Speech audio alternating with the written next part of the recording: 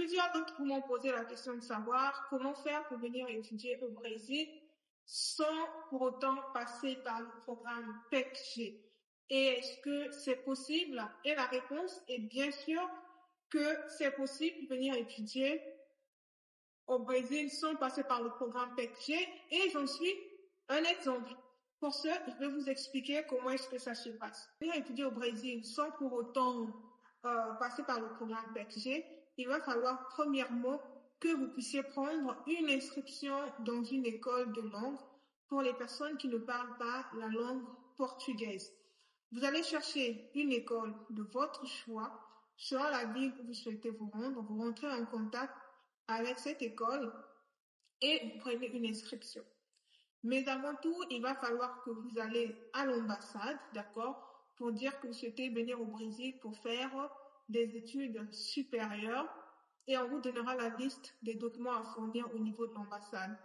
Et au niveau du Brésil, vous aurez besoin d'une inscription dans une école de langue agréée. Il va falloir également avoir une preuve d'adresse ici au Brésil, attestant où est-ce que vous allez résider lorsque vous arriverez au Brésil.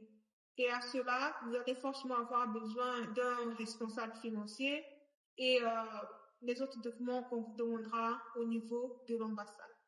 Alors, une fois que vous avez réuni tous les dossiers et que vous avez déposé cela à l'ambassade, ils vont forcément vous donner un visa d'études qui vous permettra d'avoir accès au territoire brésilien. Et lorsque vous arriverez au Brésil, vous aurez 3 mois à partir de la date à laquelle vous êtes arrivé, c'est 90 jours.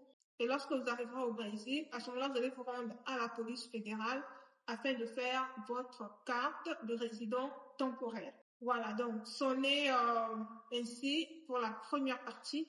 Et quand vous arriverez au Brésil, à ce moment-là, vous allez faire vos cours de langue. Il va falloir maintenant faire la recherche des places au niveau des universités.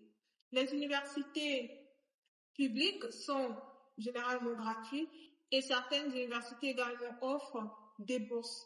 Ce que vous aurez besoin de faire, c'est qu'il va falloir que vous alliez sur Google afin de rechercher les universités qui ont des disponibilités par rapport à la filière que vous souhaitez faire.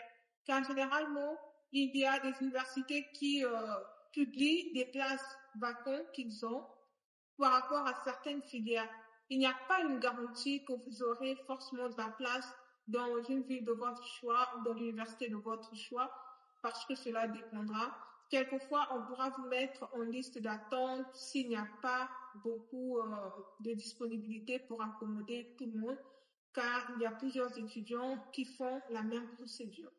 Et pour les personnes qui veulent aller dans des universités privées, c'est la même chose. Vous allez vous rendre dans des universités privées et là-bas c'est payant, donc choisissez l'université de votre préférence et vous allez vous y rendre. On vous demandera également la conversion et l'équivalence. On vous demandera l'équivalence de votre diplôme. Si c'est le bac, il faut avoir l'équivalence du bac et également avoir la traduction agréée également de votre document en portugais. Donc voilà, j'espère que c'est clair.